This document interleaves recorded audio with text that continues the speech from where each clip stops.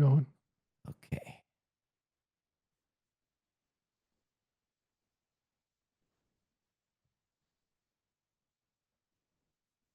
Out of the frame.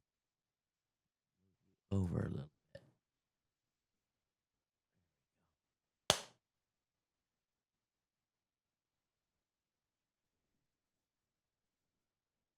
Stream's coming alive.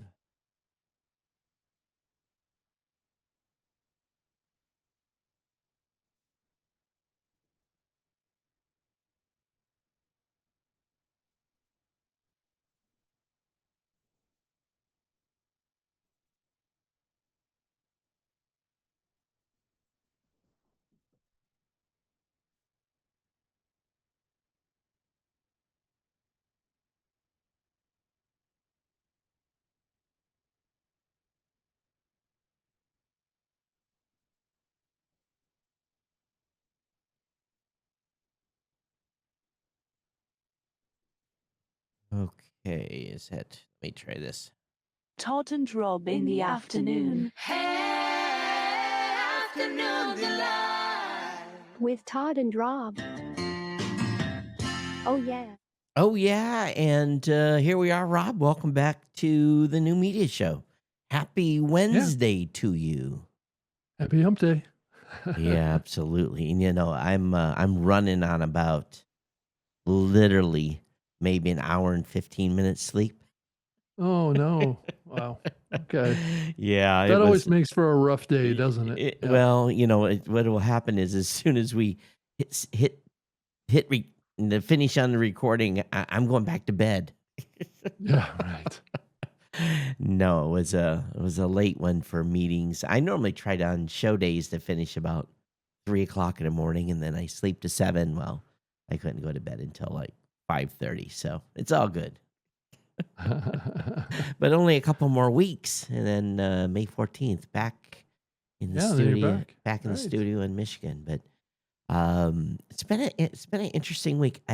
Are you familiar with the podcast event that happens in Madrid in No, I haven't heard October? about this. What's going on? Yeah, so I got an invite to come and participate in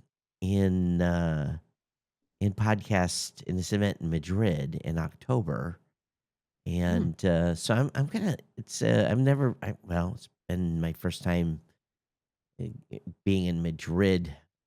I don't think I've ever. Well, I've been in Spain, but I have not been in.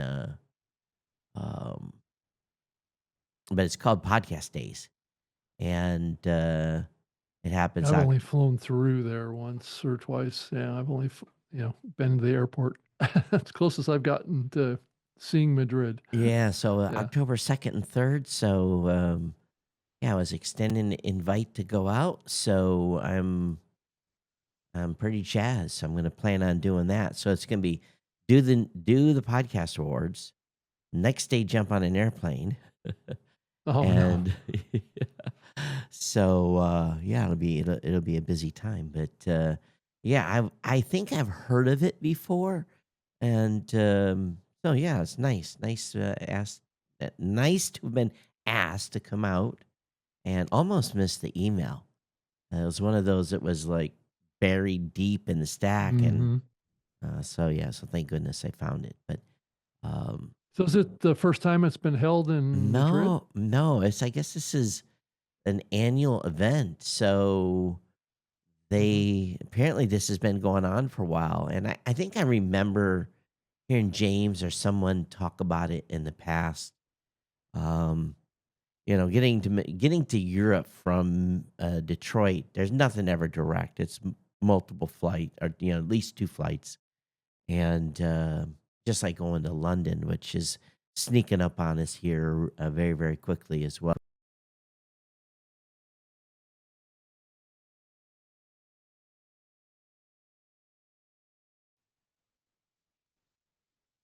Yeah, I lost you there for a second. Yeah, I said two events across the pond, so should be good. We'll see. Yeah. It's a ways out for sure. Don't know what I'm going Yeah. to be speaking about yet, but for sure. Okay. So anything else big happening other than I saw in the news that we officially did pass the $2 billion ad revenue mark in podcasting? Did you see that? I, 2.4 billion I, was I, reported by IAB, yeah, PwC. I Yeah. saw that and I see all kinds of excitement, and I'm like, really? Yeah. Well, just to be clear about it, that was a number that was reported for 2024. So it's a little bit of a lagging number. So we don't really know what it's going to be for 2025, if it's going to So continue they up. really think it was Right. that much? Well, that's what the IAB and PwC report came out and saying. It was part of a bigger kind of advertising kind of a report that was put out. The total advertising revenue for the internet was at 256.6 billion. Hmm. So podcasting was a very small part of the overall internet ad.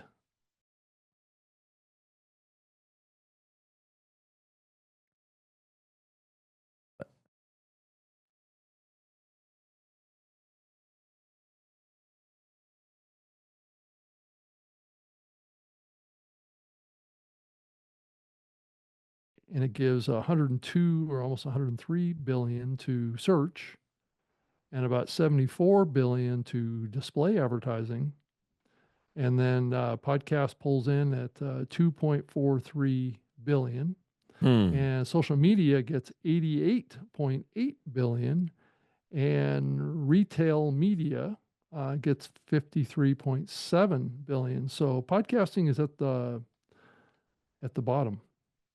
Well, So I I don't know guess what that means as we look to the future, if this digital video and podcast number will kind of work together a little bit more, but I don't know how that changes things though. considering how few shows it's actually being advertised in Right. as compared to other media, I'm not necessarily surprised per se. Yeah, it said overall advertising revenues had reasonably strong growth in 2024, increased 14.9%. That's overall. That's all online Considering how the advertising. economy is, Yeah, I'm I mean, it's still amazing pretty actually if you think about shocked. it. Yeah. Yeah, I mean, unless those dollars are coming in from traditional you know, TV and radio, that could explain what the growth is. Yeah. When So I I don't s- know what those numbers are. If we saw the radio and television advertising numbers drop, that's not part of this. yeah, I when I see this kind of stuff, I'm often uh I don't know. I guess I'm ambiguous to it at this point. Um, Yeah. I do admit that the programmatic side, at least on our side, we're seeing growth. Hmm. So, but was it mean? So it was a total percentage, 14, 15%. Yeah. Overall growth was 14.9% for all online advertising, So all online. Well, you would but the podcasting side was probably like maybe um, close to that. well, Uh, so if you I, think about the world, and I'm sure that TV was included in that number. I'm going to it. well, it Well, says not in the digital 2.4 video. billion or digital video. Right. Was the 62.1 Right. billion Right. was the okay, it had a year-over-year growth of 19%. That I'm not surprised at. Um, and it said that the podcast side of it had a 26% growth, but the fastest growing one in here was social media at 36.7%. Probably a big part of that was TikTok. Yeah, so a lot of these, if you think about podcasting, if we think about the perspective that maybe podcasting is broadening in its media scope, to include video now. I'm just curious how that impacts its overall numbers and how it's being tracked here. Yeah, that's true 'Cause too. I'm assuming that the podcast reference today is just referencing audio. I wouldn't be surprised if they sneak the YouTube numbers in there too. I to get a little more bang for the buck. With Yeah. and I've heard recently from a couple of different sources where people are saying that TikTok now is losing a little bit of luster because of just it's just all ads.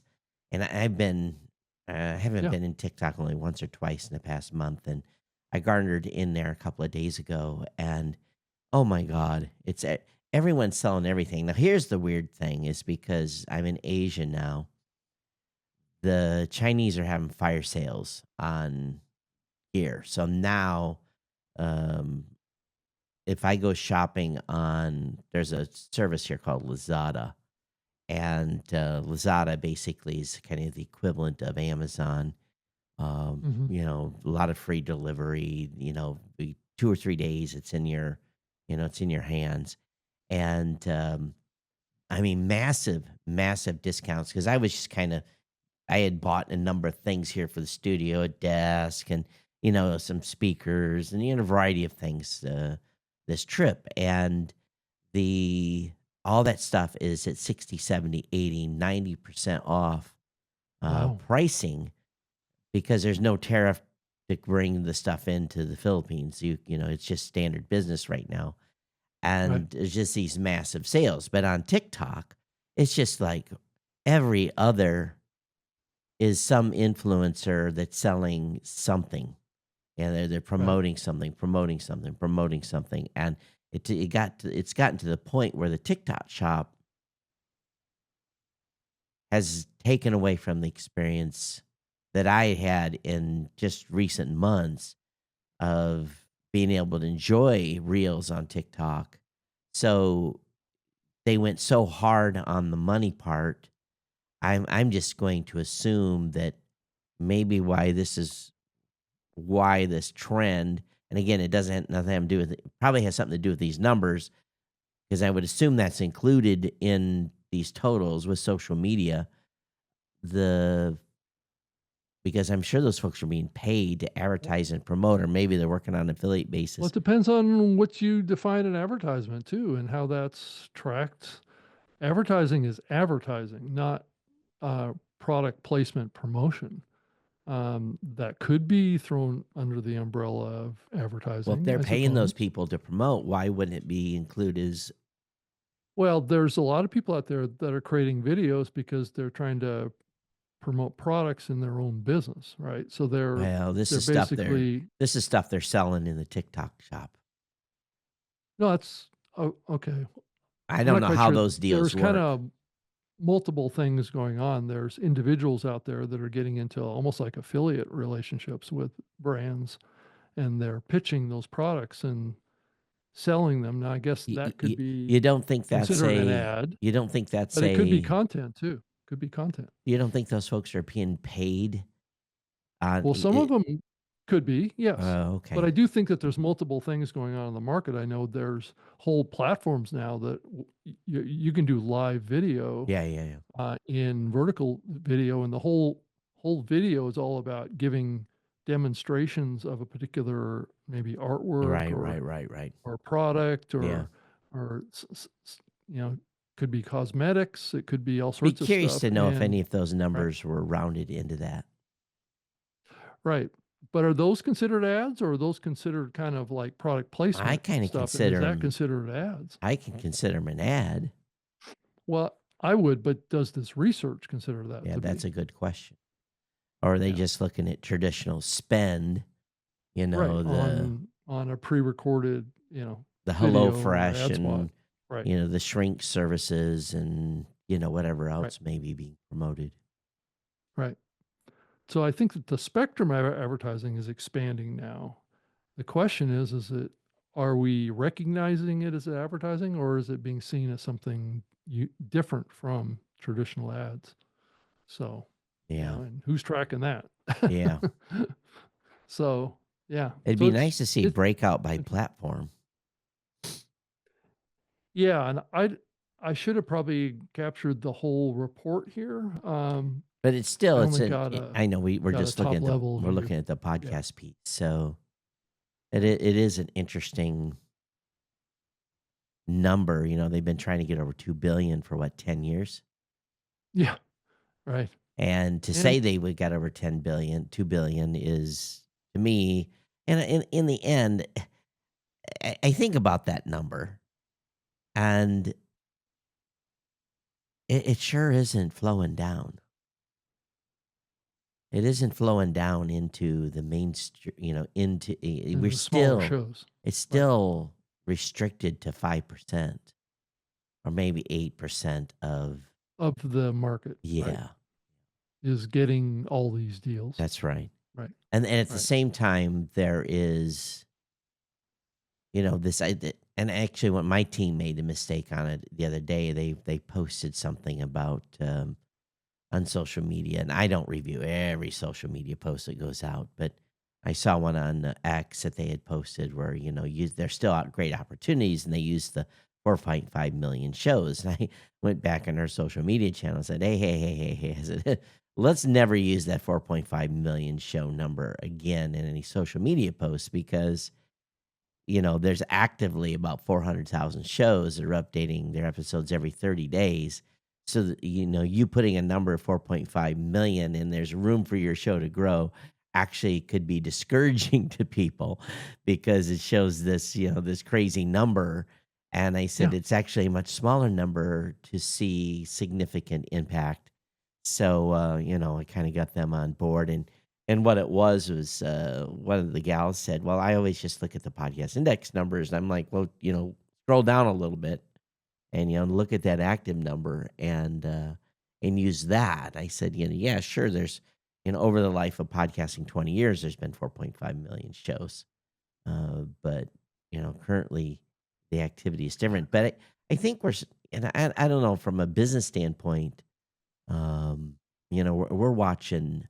The numbers. And I will say that the shows that are being created right now are very deliberate.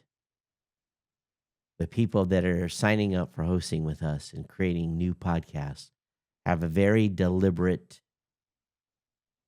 there's not a lot of experimenters. There's people coming in knowing exactly what they want and moving forth. Where in the past I seen a lot more folks doing experimental shows. You could tell that they were just getting started. They didn't quite understand maybe what they were doing. So this is a little bit of a trend I've seen over the past couple of months. So would you say that that's following this? I think this thread that we've been talking about for maybe a good year on this topic is it's kind of a professionalization of the medium per se, or people that are getting Uh, involved in starting a podcast are more serious about it. It's not I think so much a so. hobby anymore. Yeah, I think so. It's just more serious. Yeah. Right. But again, there are hobbyist shows, but Yeah, there's probably fewer of them, isn't there? well, Or but the shows that are coming in, it's like I go in and look at the change log. I can see the name they picked, and I go and say, okay, did they edit that? Did they change the description? Did they come in and have their bones together? I guess I don't know whatever word to say. well, Y- their strategy Yeah, they or have their their plan strategy or whatever. together. Right. Did Yeah. they come in and make some up? And everyone so far that it's not everyone, but again, a high percentage of folks are highly focused. We're still seeing a huge number of folks that are um, have their own brands already, have their own websites. About 70-30 is that Mhm. number. About 70% already have their own brand and 30% do not. Mhm. So that kind of gives you the split. And the reason we can see that pretty easily is we know that the number of that come in that have their own website already and those that decide just to use the publisher platform and Mhm. and use it with the tools and the site that we give them. So And then we look additionally to see, okay, do they have a like a Wix website or Squarespace somewhere that doesn't have as good a podcasting support? And are they doing that? And there's a percentage of those folks too. Um, so, but I still think things are flatter than they should be. Um, so it'd be curious at some point, maybe someone would do an overall industry growth study to see how many shows have come in the space in the past 12 months and stayed in as new entrances and have made it past, let's say episode 10. That would be an interesting study to pull down. I probably got the data, but I just have to run it and get it.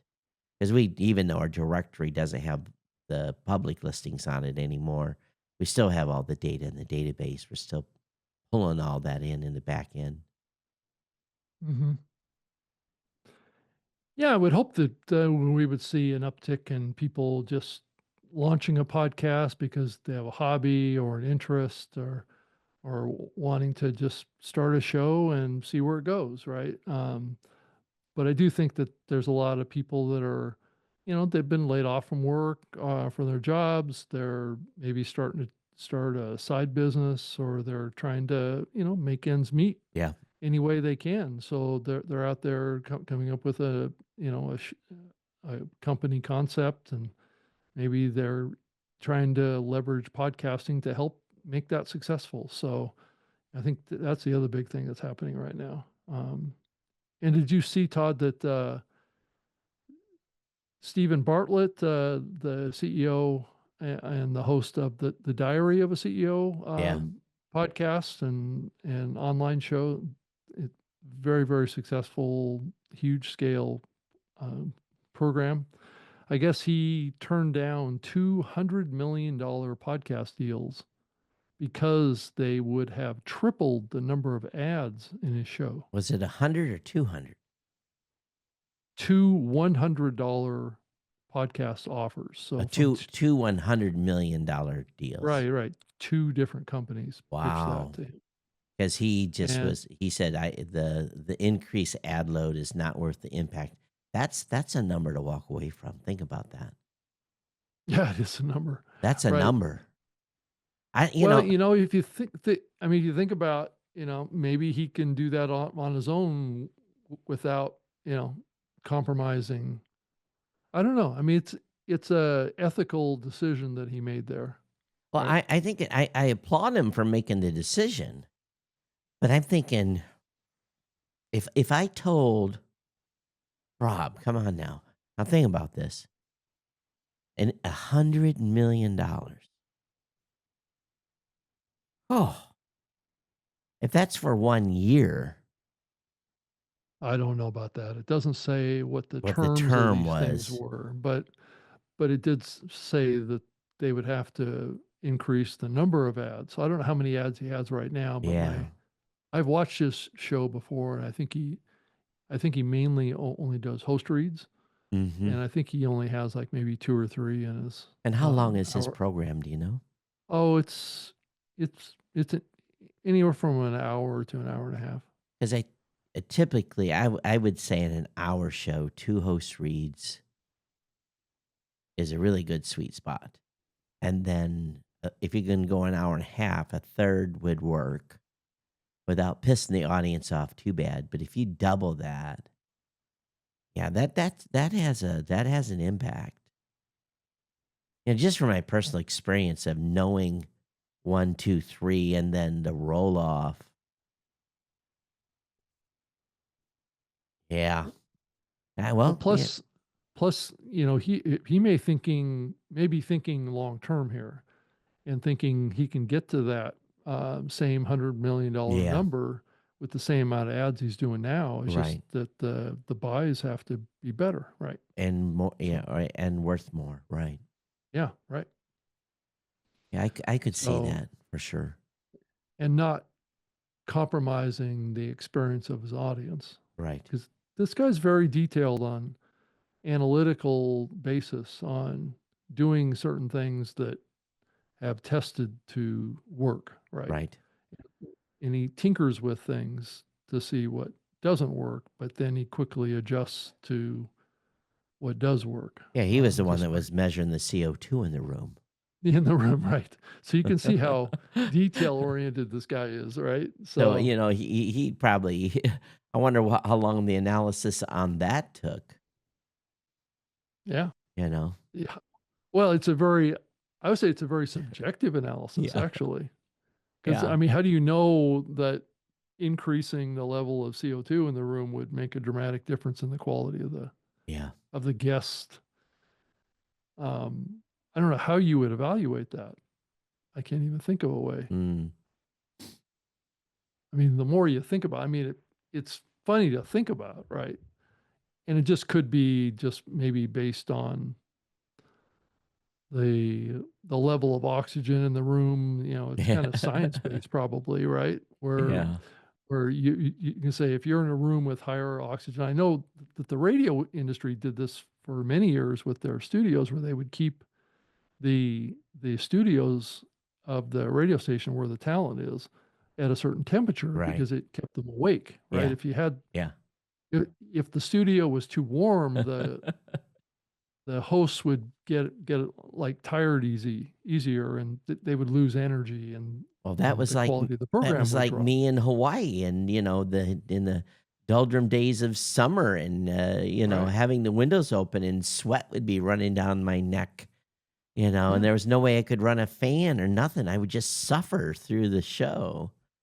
And if Yeah. you remember, we used to do the show in the morning, Yeah. and I did it because, first of all, the lawnmowers and air, because I didn't have central air. Now Right. I'm spoiled. I've got central air here and in the studio in Michigan. So, those days of having to deal with a window being open are kind of gone.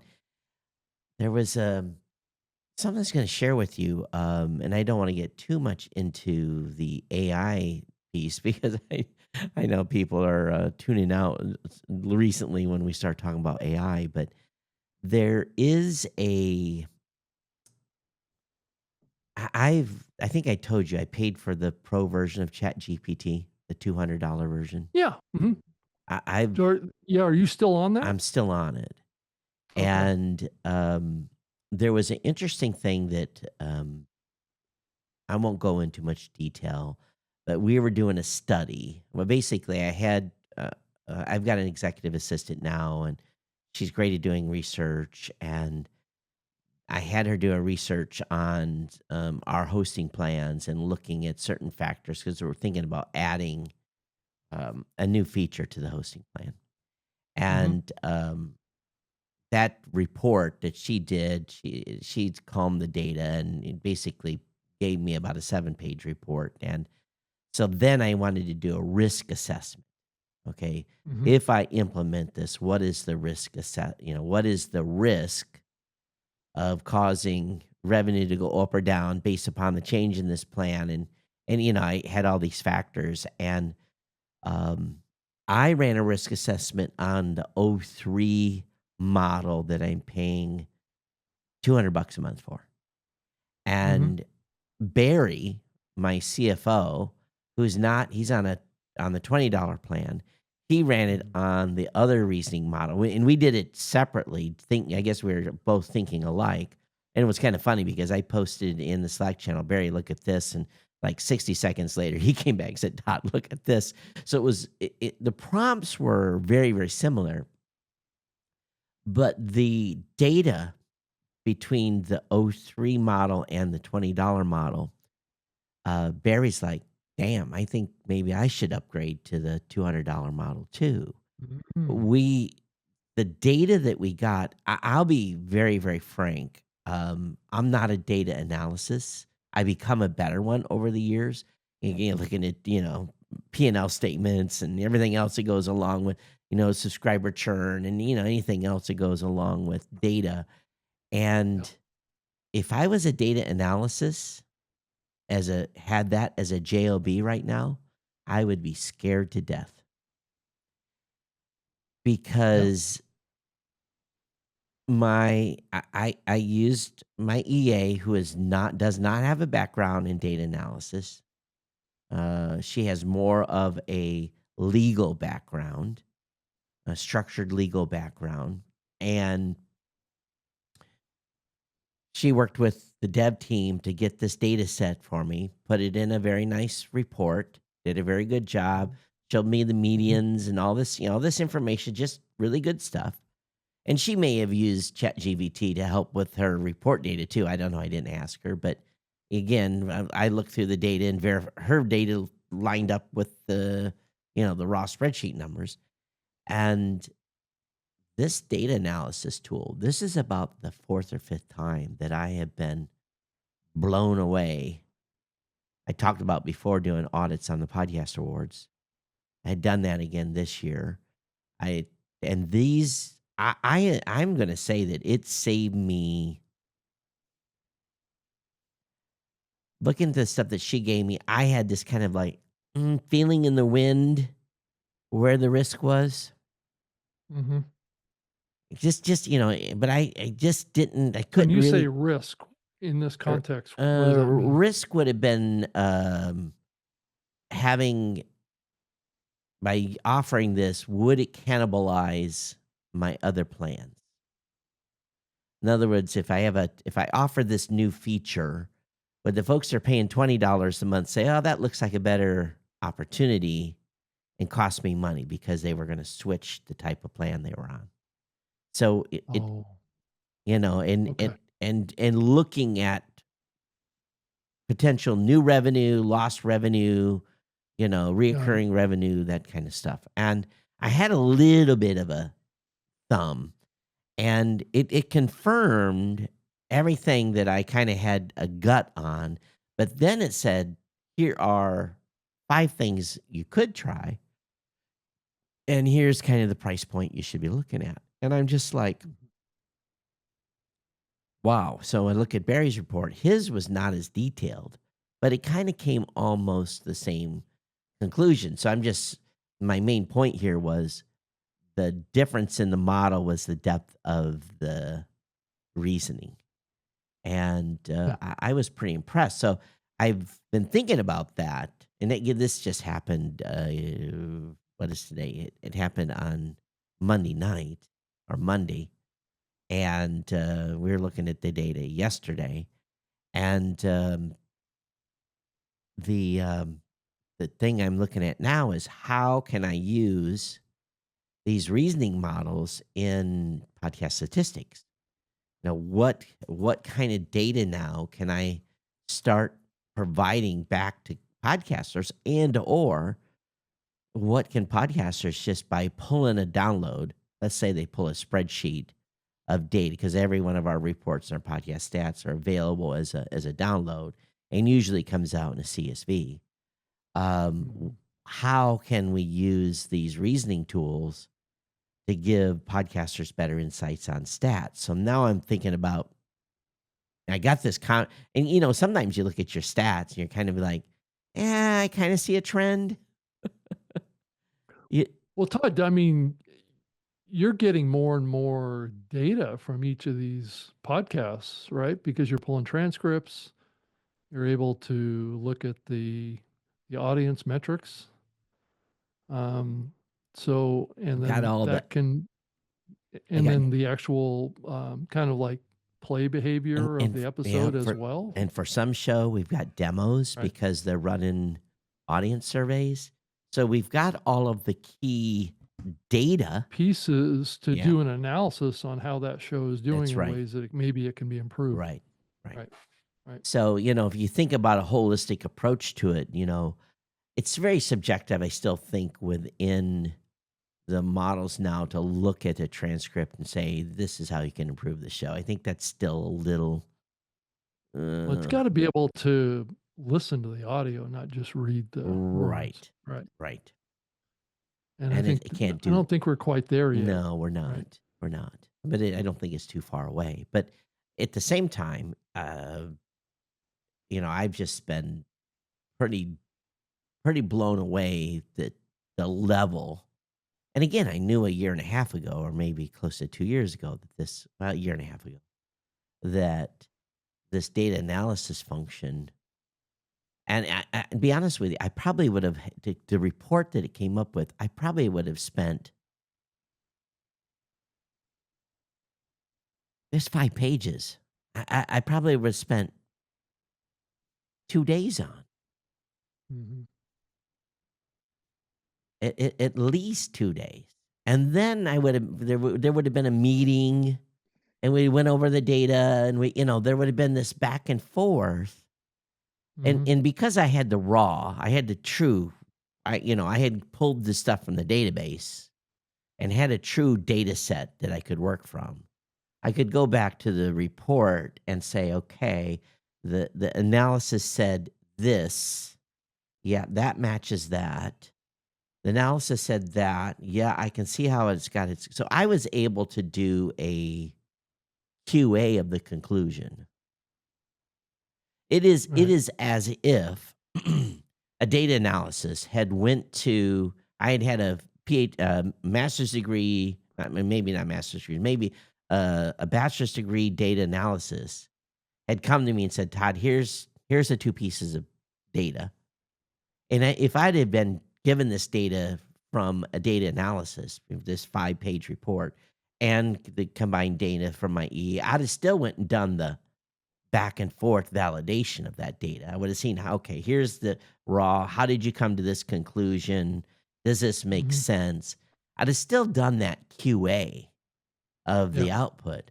So I didn't take this data as a. So to me, I'm thinking as we move forward, there's a lot of stuff we're going to be able to do for podcasters too. And there's stuff they can do for themselves right now.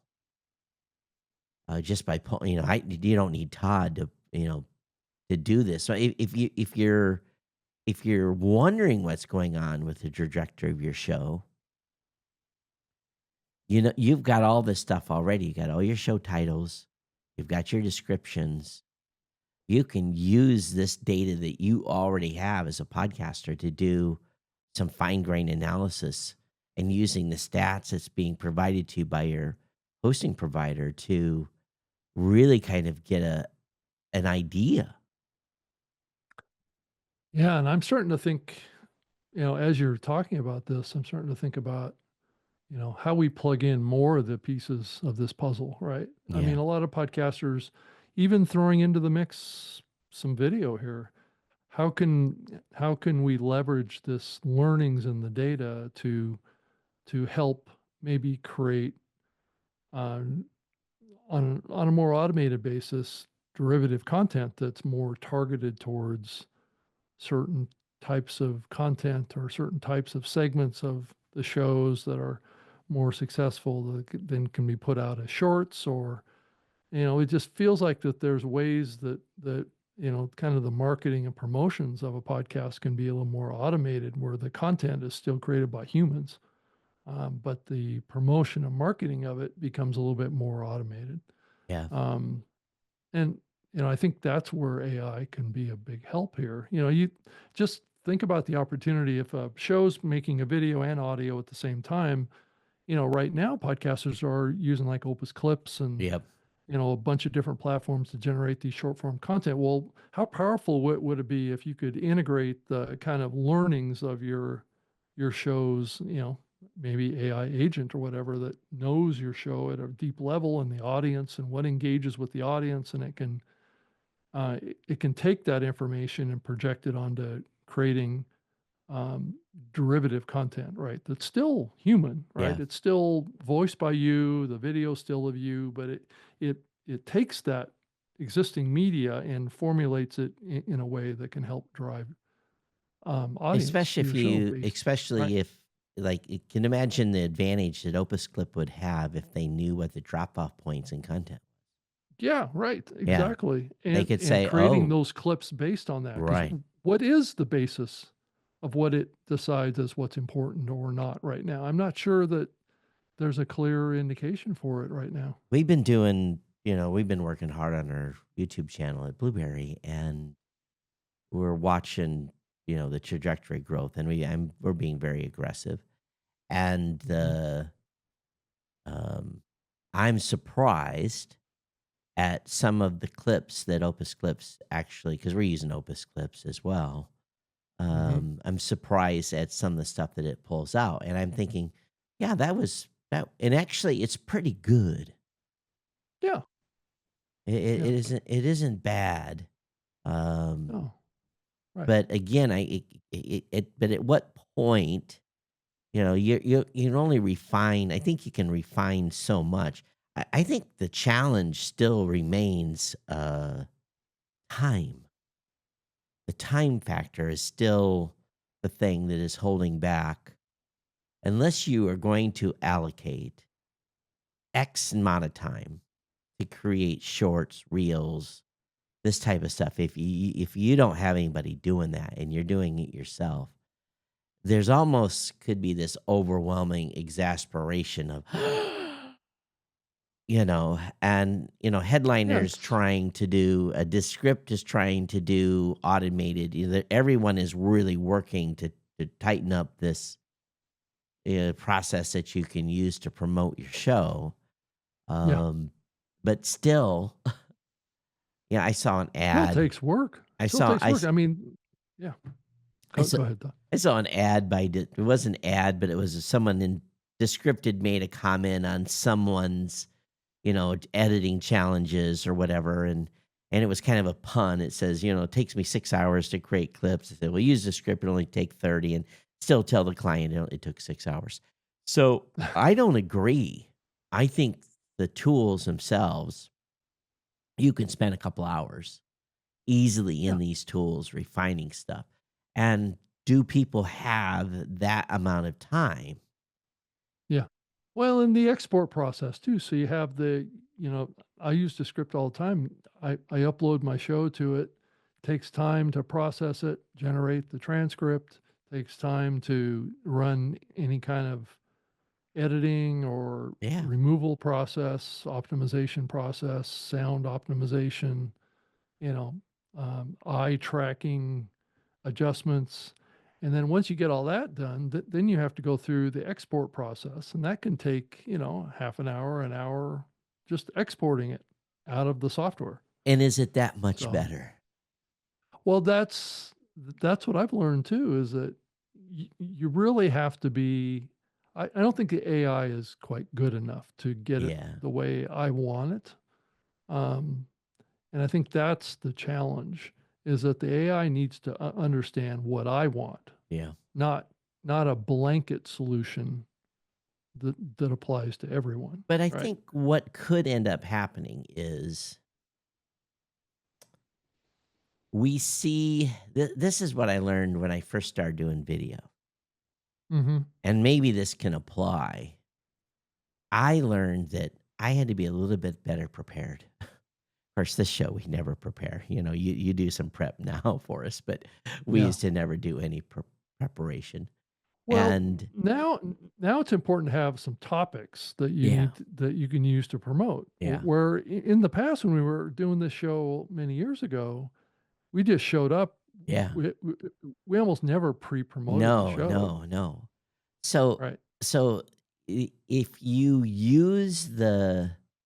understand what Descript or any other tool is doing, and it says, "Oh, it's adjusting my eye tracking."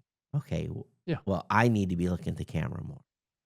It's adjusting Just look at the camera more. whatever things that whatever the things it's doing that thinks you the things it thinks you should be doing. You can use that to improve your actual audio and video. You take those lessons that it's doing and improve yourself. And Yeah, but then you're making the tool irrelevant, Todd. that's right. Fantastic. Yeah, right. Hence why I don't edit the show. Yeah, right. Though there's a lot of people out there that would disagree with that ideology Well, now, that's Todd. great. I'm still Yeah. podcasting in 20 plus years, Yeah, right. Yeah.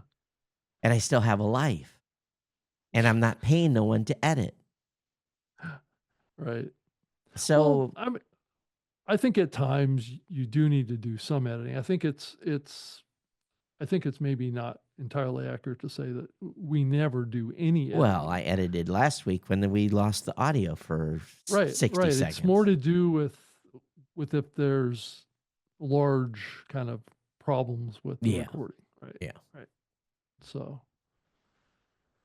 So, speaking of which, yeah. I've continued to tweak things here. Yeah. Okay. Good.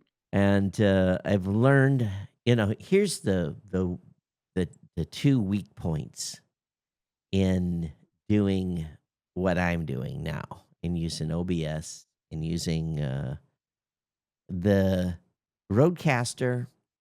For fucking love of God, can Roadcaster fix this intermittent dropout of the connection? The USB just drops and then it reconnects. Can they fix this? Can they get this so that this thing is persistent and doesn't drop? Number one, there's some magic hocus pocus thing that happens because every once in a while I hear click, click, and it comes back. I've learned not to reboot the Roadcaster now. I was rebooting it every day. Now, once it's connected, don't touch it. So you're using the Duo? Is that the one you're It's using? I'm using the Duo. Right. Okay. So, for the love of God, figure out how that thing goes. And then, Facecam, I've learned that if you're running the Facecam software, it has a tendency to interrupt the video flow at times. So the key with Facecam that I've learned is you get all your settings set and you save the profile and you close that stupid program. Because it has a tendency to all of a sudden say, and freeze you. Oh no. And you have to restart this. You don't have to start the webcam. You have to restart the software. So I'm sitting here on bated breath. I've been watching everything today. Make sure I don't freeze. So that's number 2. And number 3, OBS has got I call it a 10-show learning curve. Yeah, it does. Yeah. I agree. And I've got it now where CPU usage is like 5%. I'm recording in H.264. I'm using the Mac hardware to do the recording and not doing software recording. And that seems, quote unquote, to be kind of the magic combination. And audio can be, I'll be honest with you, I miss my TriCaster because not that we don't have problems with it, but it's fewer issues because everything is physically wired. Right. Well, plus these Rodecaster Pros have a lot of built-in software in them. Yeah. They're almost like a computer of themselves, right? Well, they are. Yeah. Yeah. I mean, they've got normalization, equalizer capability, compression, all that stuff built into it. I know I'm running it right now. Yeah, me too. On my audio, right? But for the love of, and it seems, it's like I look at these cables sitting over here because I did a big cable cleanup because there was stuff behind the desk. It just looked horrible. And I'm just like tiptoeing around on this USB connection. One thing that Mac could do is give us a couple of more USB-Cs. Come on. Come on. Don't be so stingy on the damn connections. Because I'm running a USB, I have a USB-C hub, and I have a regular USB hub just because I don't have enough stupid plugins. Now, that's the advantage of Windows. Windows definitely has a much stronger USB reliability. Yeah, my both of my desktops have a couple of USB C plugs on the front of them too. Well, this has 2. The Mac Mini has 2. Yeah, but plus plenty of regular USB plugs. and they're solid. They don't get wonky and disconnect, and there's enough power or Yeah. whatever's required. Yep. And it literally feels like of course, I switched everything from the MacBook Pro to the Mac Mini. I've got everything pretty much, if I don't breathe on it too hard. Yeah, But I'm pretty locked into desktops again. I interesting. just don't travel that much. I'm not on the road, so I Yeah. don't really need to have a laptop. So, But I mean, the I have a Surface Pro, yeah. but But this Mini does it's an incredible computer for the money. I'll never own an iMac or anything ever again. There's just Mhm. no need. And if I want to spend money, I'll buy a Mac Mini Pro. If I yeah, that's a really good want point. to boost stuff up, um, and have a more powerful machine, but still even that machine has not as many USB ports as one would want. Mhm. So, but I'll say one thing: it's the TriCaster runs on Windows and run on Yeah. Windows forever. And knock on, of course, I'm going to go home and everything will have failed, being cold iron for 2 months. But so if and I'm doing this for years, so I have a little bit of experience. For new people, I think it could be a bit overwhelming. Yeah, didn't I think I saw TriCaster came out with a brand new model. I think Oh yeah, they do, and that they just announced. I'm not upgrading. Yeah, I would imagine you're not.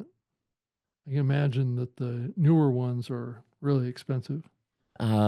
They're going more to software based. It's Oh, okay. because Kind of of like the Roadcaster has to some well, they're degree, right? basically doing what OBS does is, because everything now with NDI and all that's spun Right. up, you don't need, a matter of fact, all my cameras at home run on NDI so that they have a SDI backup plugin, but I run on the network, Mhm. so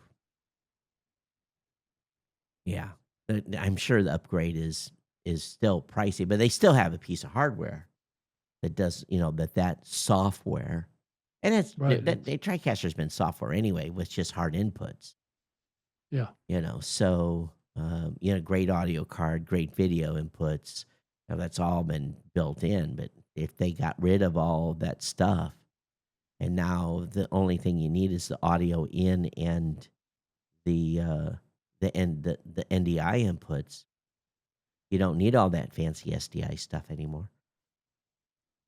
So they probably wrote their own operating system, do you think? Well, they just continued with the operating system they had, and then they just dumbed down the box and not needing the SDI inputs. I haven't looked at Oh, the new hardware in detail, but it's always been software based with great hardware. That's right. the key. Right. It's Well, the you got to have, combination, I mean, you have to have a good GPU in there. right? So, But to stream now, I don't even want to try multiple cameras on this thing. This thing would choke. Um, so, but again,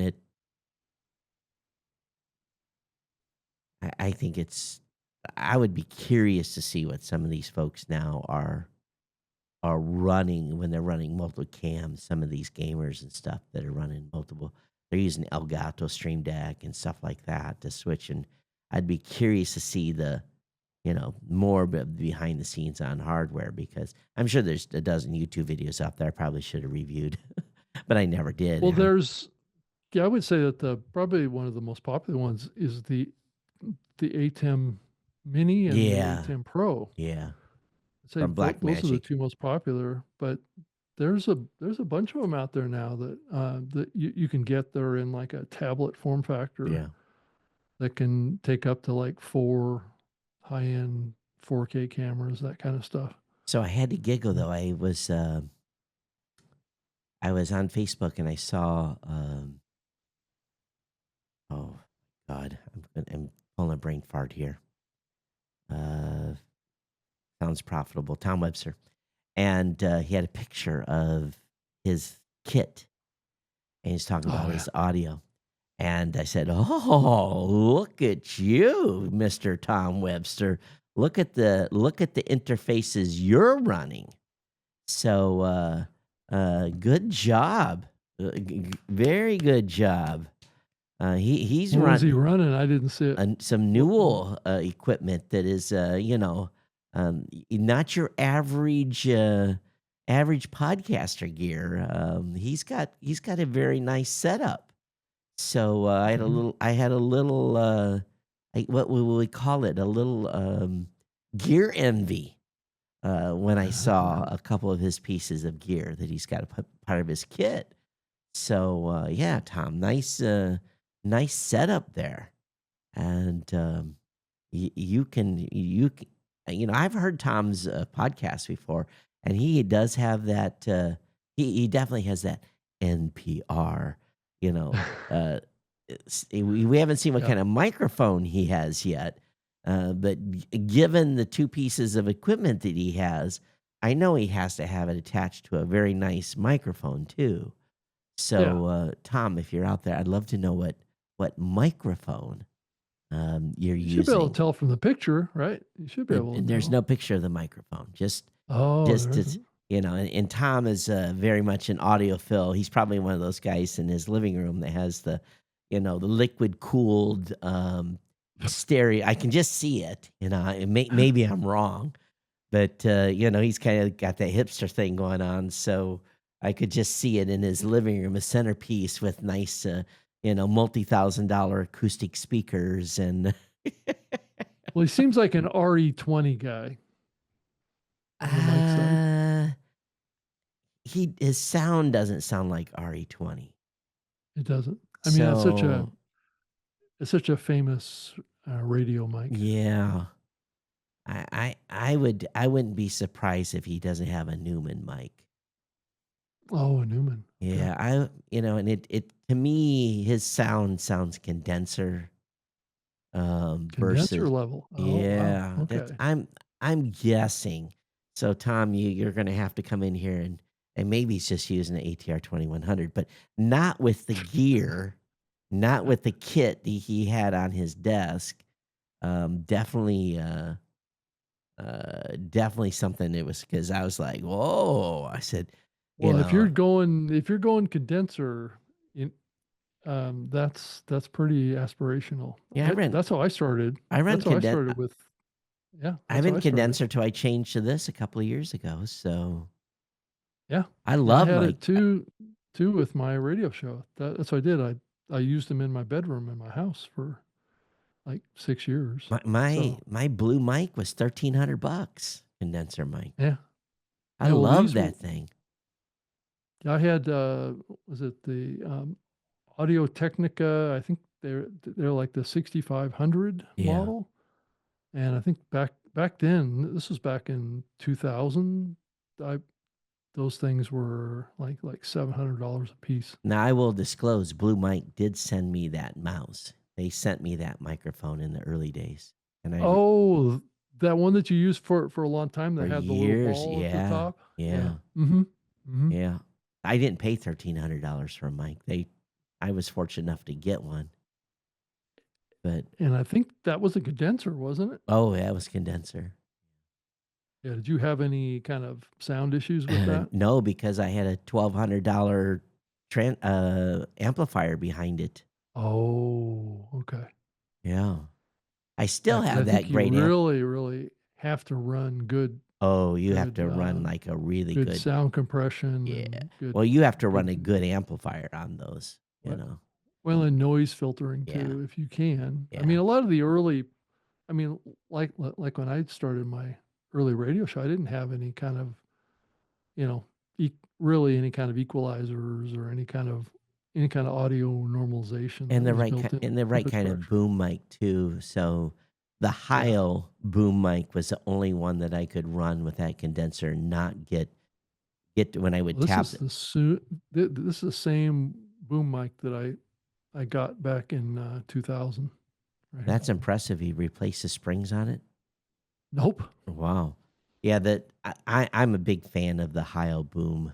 I really, really am. Of course, now I'm running something called Thron Max.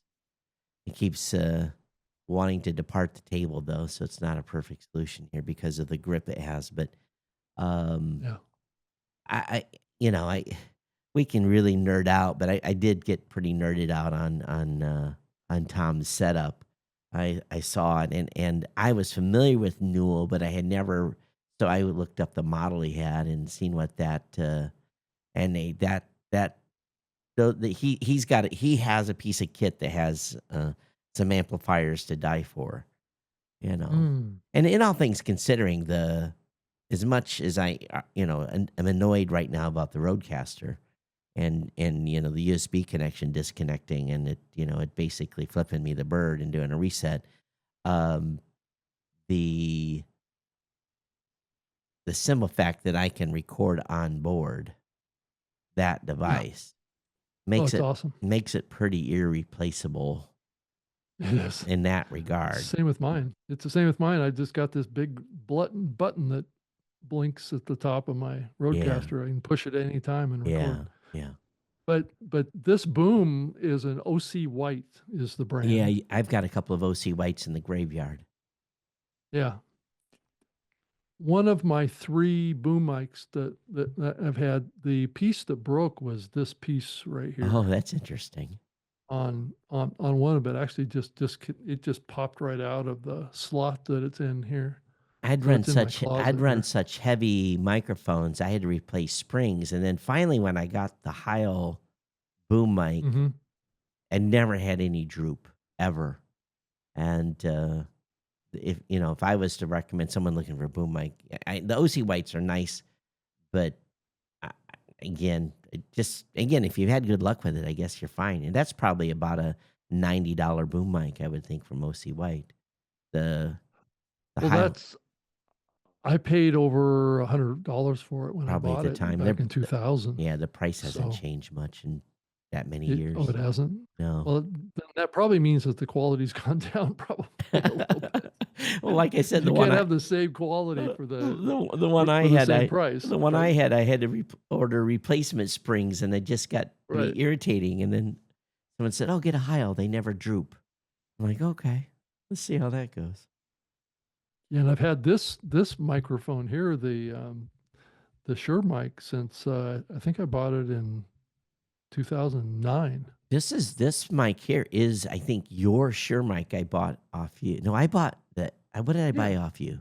I bought it. Well, yeah, I sent you that, and you bought me the MV7, That's right. which is behind me on the shelf back Yeah, here. we did a swapperoo of sorts Yeah, because I yeah. needed So I it. sent you my Yeah, old Shure SM7B. yeah. That's this Yeah, I one, had right? 3 of them. This is it right here. Yeah, so I had 3 of them, but I don't need 3. Yeah, So, yeah. So I have. but I wanted to try out the MV7 because it was more of like a portable mic. I have the I could take on the MV7 road. on my desk in Michigan. Oh, you did? So Yeah. that's used if I'm going to do like a. We've been recording courses and stuff like that. I don't go to the, So here, Yeah. I actually did the same thing. I have a teleprompter here too, an Elgato teleprompter. That Mm-hmm. amazingly it fits right on, attaches right to my monitor. My monitor has a little place where they knew creators would hook cameras and stuff to. It's beautiful. So all I got to do is tilt it down, and I've got a teleprompter in front of me. So both of these mics are a real testament to the longevity of the Shure Yeah. Sure line. SM7B. Yeah. Right. So I don't know if that the new ones have the same build quality that these have, but these are a good 15-year-old mics. We had 4 or 5 Shure SMB7s in the studio in Columbus when we had the office and the studio in there, which we never fully exploited. And I sent those microphones home with team members. So Mike has one, Dave has one, Mackenzie has one. So we've got team members that have those SMB7s because of the office closure. So Right. everyone's using the same microphones. Mm-hmm. Well, I would say that these mics are the most popular Yeah. podcast microphones in the world now. Yeah. Everybody's You using it. see them a lot. Even the biggest podcasters in the world use these. Yeah. I have a PR40 and I have a low serial number PR40 that I Oh, you got do. in 2005. And it sits on my shelf. If I Those have was, really dropped off in popularity. but Yeah. it never was good for my voice, so I never used it. Yeah. If I'd have known, the PR30 actually matches my voice, so um, I should have had a PR. I probably would have still be on a PR30 if I'd have had that to begin with, but the PR40 just did not agree. Believe it or not, I have a Rode NTK in a box too. Some of the stuff I Mhm. should sell. That's not a cheap microphone. It's the green one. Yeah. That big monster heavy. Yeah, I've been through my share of microphones and money spent. Oh, yeah. Yeah. I have too. But Yeah. Lots of stuff. and here we are now, we're jury rigging stuff, and I'm worrying about USB drops. That's one thing. Yeah. You just had to worry about a cranky. That's still my issue in Michigan. When I have audio trouble, it's usually a pot that has gotten stuck, and I have to go and sweep it, to sweep the pot to make it so it's not cracking anymore. Mm-hmm. So yeah, all this stuff gives us trouble.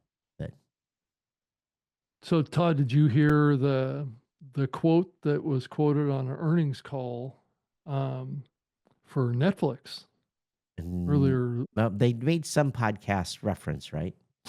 Well, yeah.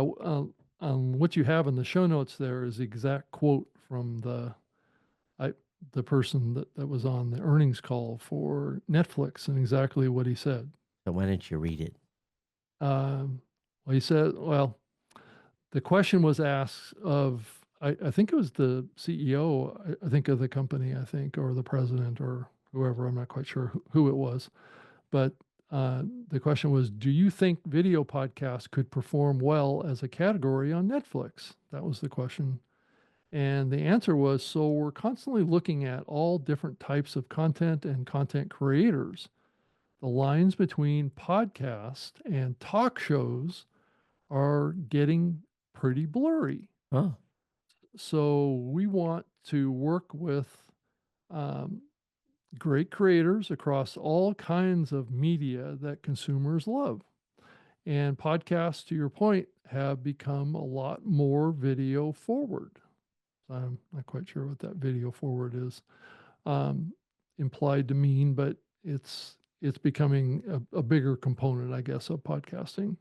And then he goes on to say, today we actually produce a lot of podcasts ourselves. This is Netflix talking. Part of our kind of publicity and publishing efforts. So they're doing it in support, I think, of other things Yeah. that they're Other other series programs, that they're right. doing. Yep. Right. So some are really show specific, like Squid Games and The Diplomat. Some are genre focused. Some are talent focused. We have a great one called You Can't Make This Up, all about Netflix documents, or not documents, Documentaries. documentaries, right? And they they live everywhere podcasts live today. But as the popularity of video podcasts grows, I suspect you'll see some of them find their way onto Netflix. So, you know, he's not like he's coming out and saying that they're going to add a video podcast directory to Right. Netflix, right?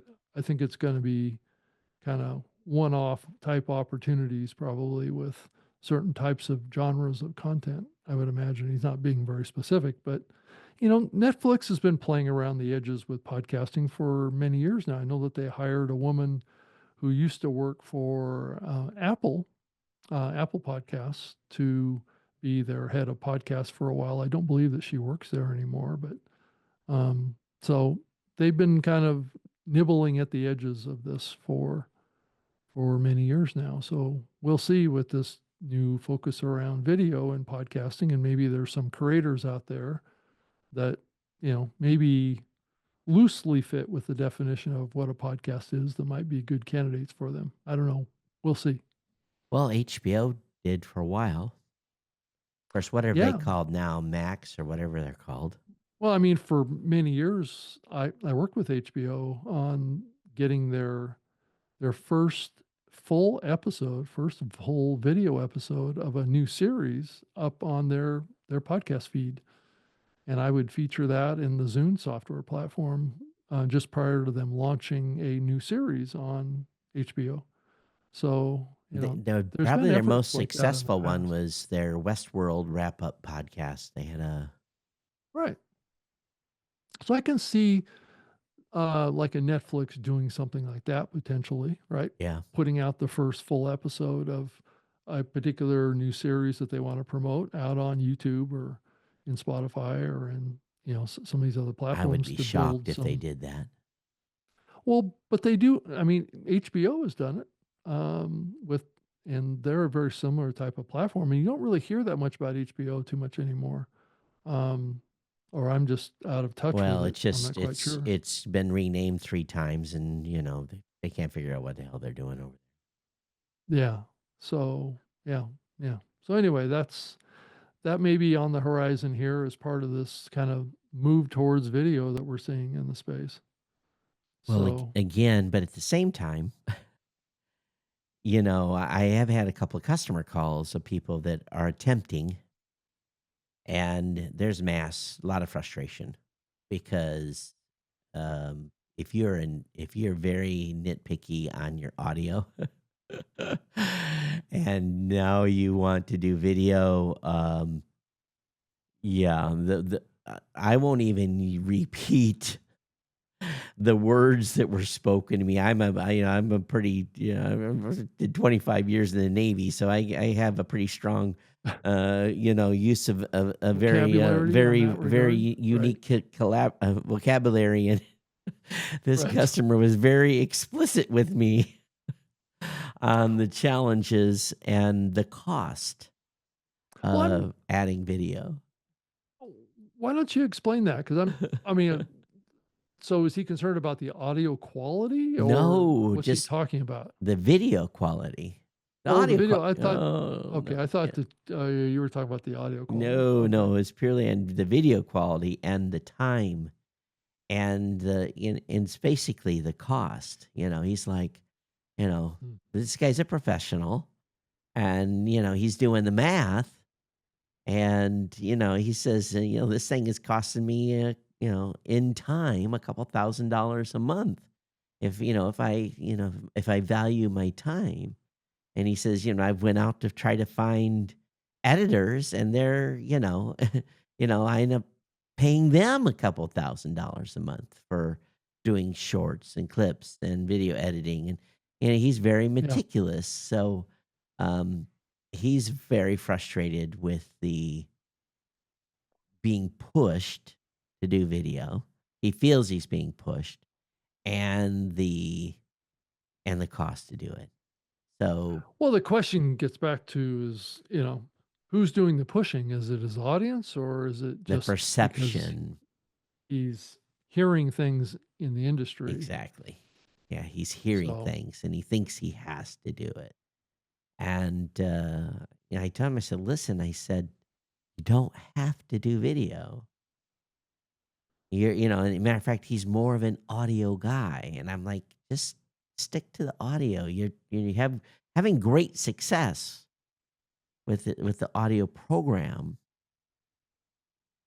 And part of the challenge is what's got him wrapped around the head is he's done all the interviews and he's recorded the video. So he's got all this back catalog of stuff that he says, well, we could use it for promos and help promote the book. And, it's true. So, yeah, I believe me, I get it. I do. Yeah. Well, and yeah. Well, I think it's pretty variable Yeah. It's by on individual, but it's well, it's and it's what the content is, right? What's the content? What's the best presentation of the content? Some genres of podcasts, I don't think make sense yeah. to do video, and I think that's perfectly fine. But Yeah. I think that you have to find what that mix is, because certain Well, shows I would benefit from being in well, I video, think right? also it's we have to realize that you and I are ingrained in this very, very deep. Yeah, we And, are. you know, Yeah, we don't have children at home no more. yeah, Um, yeah. Personal lives are pretty squared away on time. At least mine is. I have a 10-hour day. I work for my job.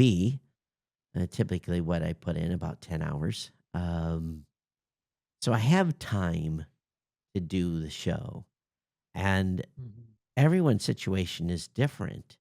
And Yeah. if you've got kids, you've got life, you've got soccer, you've got gymnastics, you've got whatever else is going on, baseball, basketball, you know, uh, the my kids were in orchestra, which took up a massive amount of time. So, Mhm. I think what it boils down to is, again, life is busy, so you add this extra audio takes enough of a chunk. You add this extra video component, and then does it become insurmountable, and does it cause people to quit? Yeah. So, I I think there's even another layer to this too that I've seen here recently too, as people feel pressured also to do more in-person interview podcasts versus I doing think that's impossible for most people. like what we do here is Yeah, virtually. I mean, you're yeah, halfway around the world. uh, Um, and but increasingly I see very popular shows um, do everything in yeah. person. They have a budget to do it, or Well, the a budget to clout. do it or a facility to do it, Yeah, and the market clout to get yeah, the market guests to clout. come to them. Yeah. And I would be So, curious to know if they pay for travel on any of those groups. Rogan, I'm sure, does not. Rogan's big enough. If Rogan called me today, say I would like to have on the show in 3 days, I would, I would bend sand to be there in 3 days to be on well, from Rogan. what I gather just from the contacts that I've, like I worked a little bit with Dr. Drew Yeah. with the Hall of Fame, and he came out from Los Angeles, and I believe that others do this as well because I hear them talk about it, is that they go on like podcast guesting tours, right? Oh, Well, they'll fly out and go to one city, and then they'll they'll hop hit over to 5 another shows. city, right? And then they'll come back. It's almost like a book tour of Uh, sorts, right? And they'll try and book these on a trip, yeah. right? So I have To economy of scale to get 2, 3 right, knocked out. right. You fly to New York, you do a couple of podcasts Yeah. in New York, and then you fly down to Miami, do a couple down there, and you fly to Austin or, Yeah. do a couple there, and then you fly home. Yeah. So I think that that's kind of how this works to some degree. And then But if again, you these are folks that have big production facilities. right, right, Yeah. or a in-person studio. Um, but at You just times I can't. see these guys go to their guests too, right, and do those conversations like in their office or Yeah, I in think their that's out of the reach of 99.5% of yeah. creators. And you have to have a massive, and this, you don't see many podcasters doing that. People have YouTube channels doing that.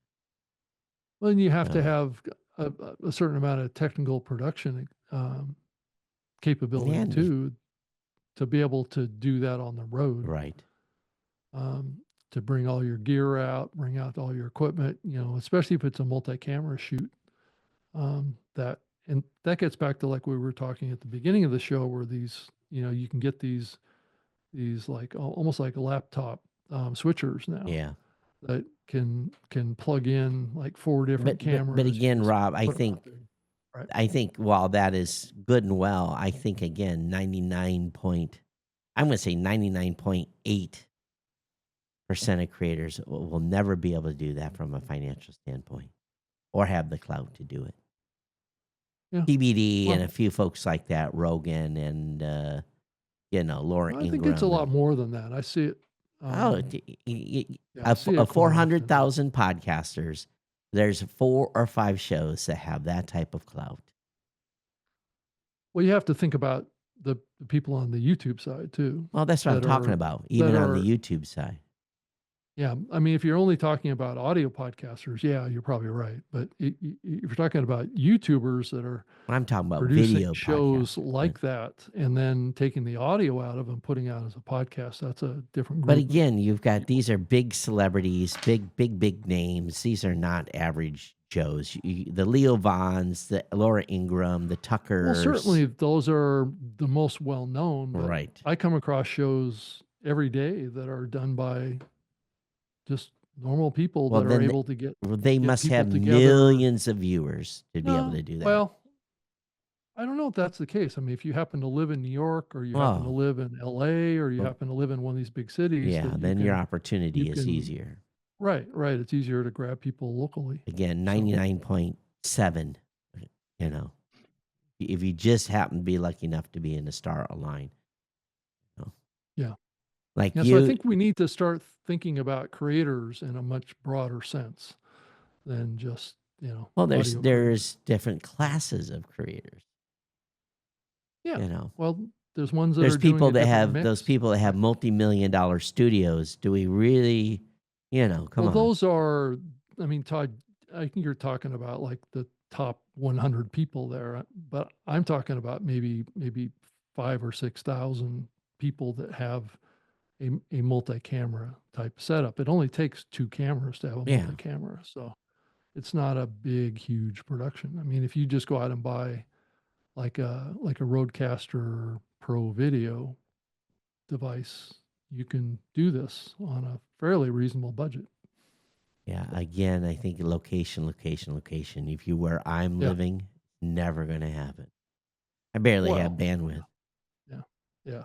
Well, you're not a good example of this. So, Well, it's at the same time, you're thinking in this whole of these superstars. I'm thinking about an average podcaster no, still I'm not recording in their thinking closet. about, no, I'm not thinking about superstars. I see small companies that, have like a chiropractor show or a medical doctor that's doing a conversation with you know, another doctor or something Again, I like that think that they location. It's well, it is. If you have access to an office or you have access to a place where you can have a couple of chairs, you can set up a couple of microphones and, spend a couple $1,000 on a multi-camera setup. You can pull it off. It doesn't yeah. have to be a multi-million But dollar again, I production. think you have to be in a very large metroplex to be able to Yeah. have the swath of bodies to be able to put in chairs. It's something that you have to earn over time, right? I mean, if you start a show doing it that way, you're going to probably struggle for a while. So sometimes it's going to be virtual and sometimes it's going to be in person, probably would be my guess. If And probably the people that can pull this off are people in LA and New York, but anywhere else, I'm doubtful. well, I don't know. I see it happening all over the country. If you watch a lot of Then different types of channels on YouTube, what size are those cities that they're in though? they don't always say what city that they're in, so I don't know. So they're, it's not. They don't always come out and say, "Though I'm doing this in Dallas" or "I'm doing this," Yeah. and they just don't say Well, that. again, I So, think they have to be pretty big shows to be able to afford to go and do an on scene at some location. I know what that costs. it's a lot less expensive to do it now than it was in Well, the that's past. true. I It's a traveled with lot less one expensive. extra suitcase, I and mean, I can get an ATEM for what, $300, and then I can get a couple of webcams for $100 each, and get a couple of booms and Yeah. couple of microphones. Yeah. Again, you're still. I think you underestimate the amount of gear, but again, it can be done. No, It's I'm cheaper. not underestimating at all because I've totally investigated it. Yeah. So because I had some ambition that I might want to Oh, get into that. well, good. Love to see when you start figuring out the cost. Then let me know what you think. That No, I already know the cost. That's not the problem. The cost of the equipment and the cost of the production isn't really the big problem. The big problem is where do you do it? right. And Yeah. and where do your guests come from? Exactly. Yeah. Therein Right. lies. So Yeah. That's those the are bigger the problem. Right. real challenge. Of course. The actual equipment side and the Yeah. production That's side nothing. is the easiest part. It's Yeah. the easiest part. Yeah. Right. But to get something decent, lights, cameras. Yeah. It's Yeah. pretty. $2,000-$3,000, maybe $4,000. I mean, you can spend a lot, but there's more inexpensive solutions now than ever before. So, but anyway, I mean, Yeah. it's a quality factor too. Do you want to record in 4K? Do you want to record in 1080? Those are big vectors in your costs too. Oh, of course. Increasingly, we're seeing video content being published to YouTube that's in 4K. So that's if you have the that's definitely- bandwidth to watch it. Well, no, I'm talking about what's being published. Oh, I over know, there. but I Right, can't watch in right. 4K. Where I live, it's dumbed down to 1080. I don't have the Yeah. bandwidth.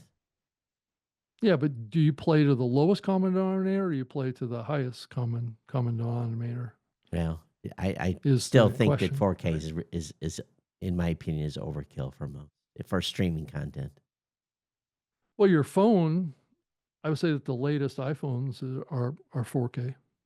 But if you have the bandwidth to play it, that's the problem. Most people. I don't know about you, but I'm getting like 100 megs down and 100 megs up now. Well, So, lucky you. You live in an area where you Well- have that connectivity.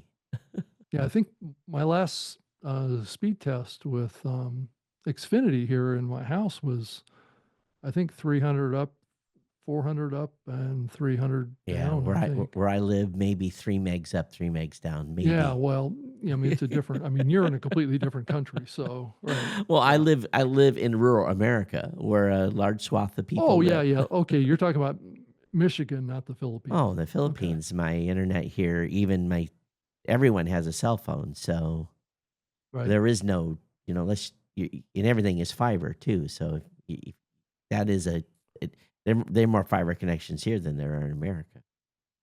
Yeah, I will just say that the most successful video shows out there are a minimum 4K now.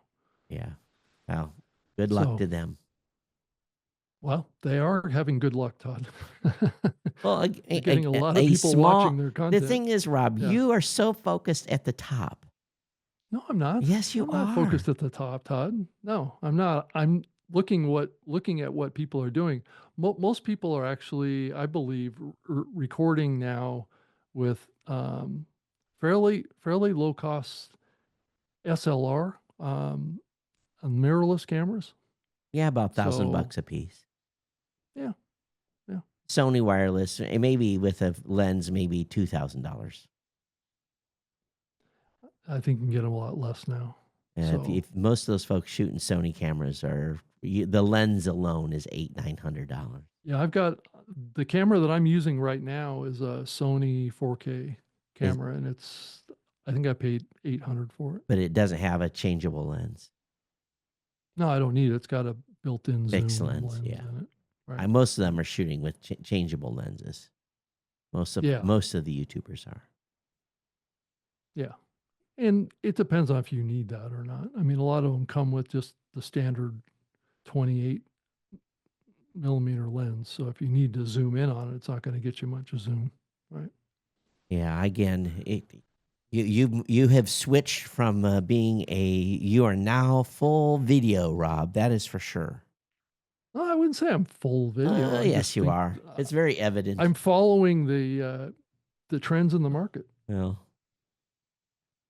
again, That's I what I'm think doing. that I think mean, the all research average. is pointing to that. Yeah, but again, I'm dealing with the average podcaster, and it's a whole different story. Yeah, well, I don't want to be a person that discourages people No, from we don't discourage people.